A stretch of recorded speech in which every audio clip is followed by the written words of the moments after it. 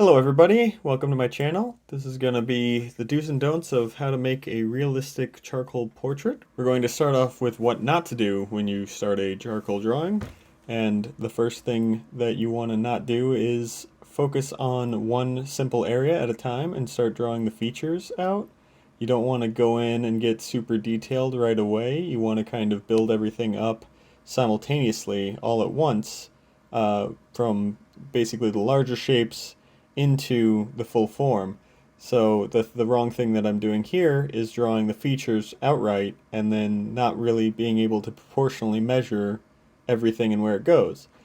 I'm already jumping into shading, which is also wrong. You want to have like a lighter area to kind of define where these shapes go, and then you focus on the values, whereas here it's going in details pretty well right at the start. You're just jumping right in and doing hard lines, stuff that you can't really erase later without leaving marks behind, and all these marks will show through. So you want to have you want to be kind of purposeful and intentional with each mark, and here I'm just kind of throwing them on where I think they're supposed to go without really much deliberation.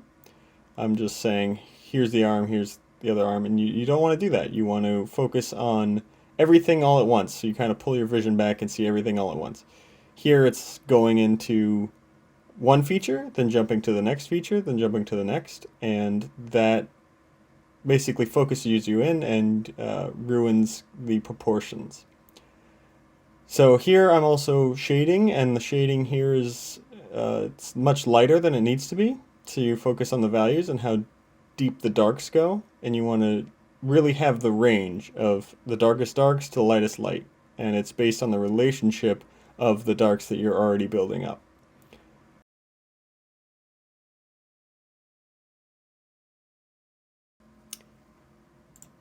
And here's what to do when you start a realistic portrait. I focus on the realistic side because that gives you more emotional response to it. I think realistic drawings and paintings have a much more real life connection, and it gets you involved. So here we go. I'm starting off with a simple light willow charcoal stick, and the reason I use this is because it's extra soft and won't leave a lot of marks. You can erase all of this very easily. It's great for the start here where you're really focused on the bigger shapes and the value. So you get those really dark areas around the hair and start building out the shape of the face. And you see the difference here. I am focused on everything all at once rather than starting with the eye, jumping to the next eye and the nose and all these things. Here it's about the values. So you push it back and you build it up. So the willow charcoal is very easy to erase, so now I'm going to use my kneaded eraser. And we start bringing out those large shapes to create the form. This is the light spot on the forehead, and that starts to build around the face. Everything so far is very soft, so you can pick it up very easily. It won't leave a lot of marks behind. Continually focusing on the lightest lights and the darkest darks. So you jump back and forth between what's light and what's dark. This is getting the large form of the head. So get that head shape in there pretty early on, and just continually make progress step by step. Going on with this blending stump to create a gradient of the values, kind of turn the form and make softer edges. You don't want to make the edges too hard in every spot, because then that's not natural. That's not a natural version of the form. So the blending stump is perfect. You don't want to use your fingers because they leave oil.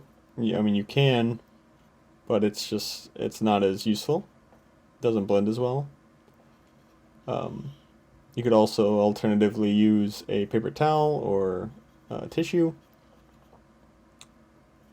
and this is just really pushing those edges so that I can go back in later and refine them.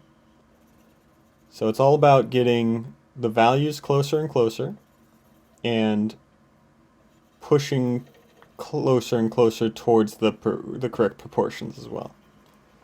This helps extend a shape, or whereas the eraser helps you contract a shape. So I'm essentially cutting out the edges here. I'm cutting into the shape to really build out those shoulders and the edge of the hair here. And since everything's still very soft, it's only been the willow charcoal and the blending stub so far, it can pick everything up very easily with this kneaded eraser. And the great thing about the kneaded eraser is that you can make any real shape out of it. So you can go small or wide shapes. Working on the arms, getting the very light areas on the hands, and pulling that out through the soft willow charcoal. Really practicing these simple principles and turning something, numerous simple steps into one ultimately complex work of art. And so blending back again, so you get basically a ghost shape or a silhouette before you start with the details. And now going in with the charcoal pencil. Again, so all this stuff was just really light marks with the charcoal pencil, and just kind of feeling out where the features went and correcting them based on the shapes that you see in the face. So here you get the refined edges again, and it's really just about pushing everything into its correct spot and getting those values down. So if you see a dark area, you go over that dark area with this extra soft pencil, and then if it's too dark, you blend it out or erase it to pull it back to its correct value. See, so this is the range, is where this is the darkest part of the drawing, and then you have spots like on the forehead and the arms that are the lightest part. And it's really about pushing these shapes, the darkest dark areas and the lightest light areas.